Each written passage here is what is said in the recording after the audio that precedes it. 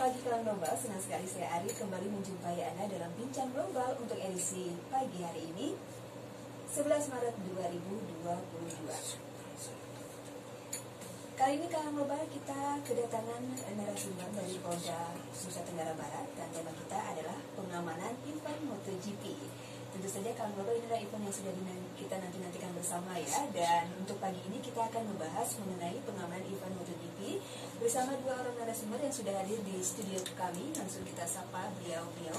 Yang pertama adalah Kabid Humas Polda NTB, Kombes Artanto SIK MSI. Halo, selamat pagi Bapak Artanto. Selamat pagi Mbak, Assalamualaikum warahmatullahi wabarakatuh. Ya, apa kabar pagi ini? Kabar baik, Semangat ya. Sehat. Oke, dan di sebelah beliau ini katanya sudah nggak asing lagi ya bagi pendengar kawan global. Jadi sudah sering datang ke studio kami, yaitu akademisi dan juga tokoh masyarakat Profesor Galan Asmara. Selamat pagi. Selamat Profesor pagi Galan. Mbak, selamat pagi semuanya yang mendengar. Iya, apa kabar pagi ini? Baik, Profesor? Sehat Ya, semangat ya. semangat. Iya. Baik, 96,7 Radio Global FM Lama Kawan Global, sampai pukul 11 nanti kita akan membahas mengenai pengamanan event MotoGP Kawan Global yang tentunya sudah kita ketahui sebentar lagi akan segera berlangsung ya. Dan langsung saja ya, karena waktu kita sangat berharga ini Bapak Hartanto, kita langsung mulai dari persiapan apa saja sih yang sudah dilakukan dari Polda NTB untuk pengamanan event MotoGP ini, Pak Artanto. Ya, terima kasih Mbak. Event MotoGP ini sangat menarik ya buat kita semua. Dan sekarang masyarakat tertuju kepada Lombok Mandalika. Ya. Ibaratnya sebagai seorang gadis yang cantik sekarang. Dilirik-lirik orang ingin ditanya-tanya, kemudian disunting nanti kan gitu aja pada harinya. Dunia ya, bahkan ya. Nanti pada harinya ada 4 miliar orang akan menuju, melihat, mendengarkan tentang apa sih event MotoGP di Mandalika. Oke. Gambaran umum hal tersebut memberikan suatu tugas dan tanggung jawab pada pihak kepolisian untuk melaksanakan kegiatan pengamanan. Tentunya kegiatan itu yang selama 3 hari ini pihak kepolisian harus melaksanakan suatu kegiatan yang sifatnya komprehensif dan integral terhadap semua instansi.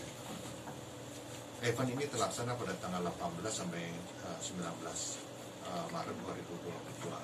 Jadi event ini 3 hari. Namun polisi menyiapkan sistem pengamanannya selama 10 hari. Jadi pada tanggal 15 sampai dengan tanggal 24 ini polisi sudah insert di lokasi. Jadi 3 hari sebelum event dimulai polisi sudah insert, dan 3 hari setelah pelaksanaan event polisi masih ada di sana. Jadi dalam rangka untuk mensukseskan kegiatan event. Jadi namanya Sandi, kita buat Sandi Operasi Mandalika Rinjani 2022 di Sandinya. Personil yang dilibatkan sejumlah 3.427. Ini gabungan TNI, Polri, Pemda, kemudian mitra kamtipmas yang lainnya. Dari unsur-unsur tersebut mungkin dari TNI Polri jelas ya perannya, dari Pemda instansinya pun banyak, dari Dinas Kesehatan, BPBD, Basarnas, kemudian Satpol PP, kita libatkan semua. Kemudian mitra kamtipmas juga kita libatkan, dari Pam Swakarsa, PKD, semua kita libatkan. Jadi semua ini tujuannya adalah kita melakukan pengamanan, pencegahan gangguan kamtipmas selama kegiatan event MotoGP ini. Termasuk include di dalamnya adalah pengamanan yang menjadi krusial, yang menjadi atensi kita semua.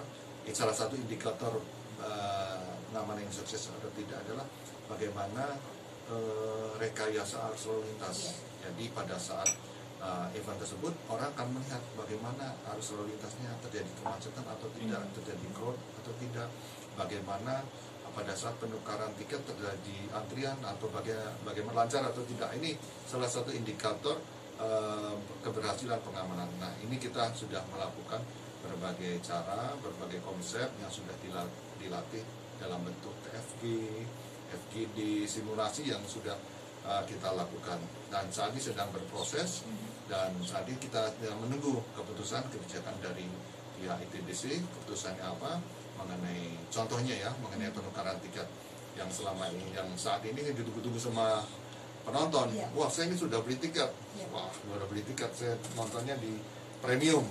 Nah, saya nontonnya di grandstand. Nah, ini para penonton ingin tahu saya ini harus masuk pintu gate berapa. Pintu gate berapa, karena ini kan sangat mempengaruhi arus rekayasa lalu lintas, karena untuk masuk sirkuit itu ada 2 pintu masuk pada saat masuk di depan bundaran Bijam, bandara Bijam itu akan terbagi 2, mana menuju ke parkir barat dan mana menuju ke parkir timur. Nah, ya 2 ini karena ini sangat mempengaruhi. Kalau menuju ke parkir barat berarti dia akan masuk pintu gate 2. Kalau dia akan menuju ke parkir timur berarti dia akan menuju pintu gate 1 dan pintu gate 1 dan pintu gate ulangi tadi yang di parkir barat menuju gate parkir barat menuju pintu gate 3 ya, pintu gate 3 depan Novotel itu, dan di parkir timur untuk masuk pintu gate 1 dan pintu gate 2. Itu pintu gate 2 nya baru, SBK kemarin belum ada. Nah, kan gitu. Yang nonton kemarin besok bisa kaget ya. Kaget ada loh, pintu kan baru. pintu baru ini, pintu gate 2 ini. Jadi yang di Sunggum itu menuju dari Sunggum ada dibuat jalan baru, aspal baru menuju ke sirkuit. Itu namanya pintu gate 2. Tapi sudah disosialisasikan. Sudah. Nah, ini sedang sosialisasi ya ini sekarang. Jadi global tetap di global level ya. Nah, ini nanti akan kita jelaskan lebih mendalam bagaimana sistem masuknya, dan ini sedang wacana. Nanti mungkin 1-2 hari ini ditetapkan. Nanti kalau sudah ditetapkan kita akan sosialisasi secara masif bagaimana sistem masuk dan penukaran tiketnya. Karena ini sangat berpengaruh sekali bagi penonton dan kenyamanan penonton untuk menuju ke sirkuit. Demikian. Yang pertama ya, persiapan-persiapannya itu mulai dari penukaran tiket dan sebagainya. Karena yang penonton kemarin itu kemungkinan besar pasti nonton juga di MotoGP sekarang. Dan juga ada banyak penonton baru juga ya, yang event kemarin belum ikut menonton ya. Jadi sosialisasi sudah dilaksanakan, dan tentunya sekarang sudah juga kalau sekarang ada 2, kalau sebelum itu ada 1 pintu masuk itu dari jalur pintu masuk. Kemudian mengenai tentunya nanti akan dari lalu lintas ini akan ada kemacetan yang tinggi pasti ya. Tentunya ya, karena volume kendaraan cukup besar dengan waktu yang bersamaan itu akan menimbulkan suatu crowded ya satu. Nah, ini ada rencana untuk mengurai kemacetan? Ya, betul. Jadi pihak kepolisian pertama tentunya dia sudah memapping apa yang menjadi sepertinya nanti semua orang kesana semua. Betul. 60.000 loh, Mbak. Iya. Hari Sabtu. Iya. Hari pertama Jumat kurang lebih ada 10-20.000, hari ketiga 30.000 atau 40.000, hari terakhir ketiga puncaknya 60.000 orang tumpek blek bahasa Jermannya ke sana. Blek tumpek blek bahasa Jermannya kan itu. Jadi nanti kita membuat suatu rekayasa lalu lintas. Jadi dari sekarang kita harus mensosialisasikan kepada penonton. Penonton yang sudah membelikan tiket, dia harus menukar tiketnya di mana. Menukar tiket di mana karena akan mempengaruhi dia menuju ke parkir barat atau parkir timur. Nah, dari tersebut setelah dari tukar tiket, dia akan diangkut dengan shuttle bus menuju ke menuju ke lokasi sirkuit. Nah, ini harus diketahui rekan-rekan sekalian atau para penonton sekalian dan pendengar sekalian yang saat ini menyaksikan, mendengarkan ya, bukan menyaksikan, ini kayak televisi yang menyaksikan. Biasa dilayarkan. Ya, oke, demikian. Jadi demikian Kang Nobal, nanti kita sekarang kita ke Pak Profesor Galang Asmara ya. Mungkin bisa dikomentari sedikit Pak Profesor Galang terkait dengan persiapan pengamanan event ini. Iya, terima kasih. Kalau persiapannya saya sudah lihat ya di lapangan. Saya kemarin malah kaget kok banyak polisi gitu ya di jalan-jalan gitu ya. Simulasi. Yes. Tapi sebentar, Pak Profesor nanti nonton nggak? Mudah-mudahan bisa. Oke, silakan. Iya, jadi seperti itu yang saya lihat. Mulai dari Mataram saya sudah ada petugas keamanan sepanjang jalan itu. Saya pikir kemarin akan ada presiden datang gitu kan, atau menteri datang, karena seringkali kita di Lombok ini dikunjungi oleh pejabat-pejabat ini setelah event ini gitu kan, rencana ini gitu kan. Artinya di sini bahwa polisi sudah cukup tanggap sekali ya dengan persiapan pengamanan ini gitu ya. Jadi menurut saya polisi sudah betul-betul siap siaga di sini. Nah, itu yang saya bisa sampaikan pada kesempatan ini terkait dengan kesiapan polisi dan petugas. Yang saya belum lihat justru sekarang masyarakat kita gitu kan. Yang saya sebagai pengamat gitu, sebagai tokoh masyarakat merasa bahwa masyarakat juga harus siap menghadapi ini. Iya, bagaimana langkah-langkah yang harus kita lakukan dalam rangka pengamanan MotoGP ini, karena siapapun juga bagi kita ini di Lombok dan bangsa Indonesia tentunya merasa bangga dengan adanya event ini gitu kan. Tidak semua negara menjadi tuan rumah gitu, bahkan dia tidak memiliki sirkuit seperti kita ini. Dan sekarang ini negara-negara di dunia ini tertuju matanya ke sini gitu kan, memandang kita. Oleh karena itu kita harus tunjukkan bahwa kita sebagai orang baik, maka kita juga masyarakat mestinya dari sekarang juga harus berpartisipasi untuk jaga keamanan. Apalah yang bisa kita lakukan begitu kan untuk lancarnya pelaksanaan event MotoGP ini gitu kan.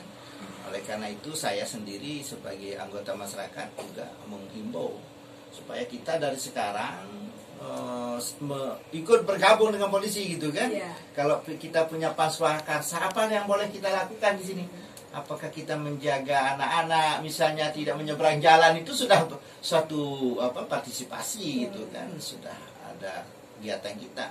Apalagi kalau kita ikut juga nanti di dekat sirkuit misalnya, membantu juga tokoh-tokoh masyarakat, pemuda, siapapun pelajar yang ada di sini, kita coba ikut berpartisipasi dalam rangka pengamanan. Saya kira begitu ya. Oke, baik. Ya, baik, 96,7 dari Global FM Abang. Nanti kita akan lanjut lagi ya diskusi kita pagi ini terkait pengamanan event MotoGP. Jangan kemana-mana, tetap setia di 96,7 FM.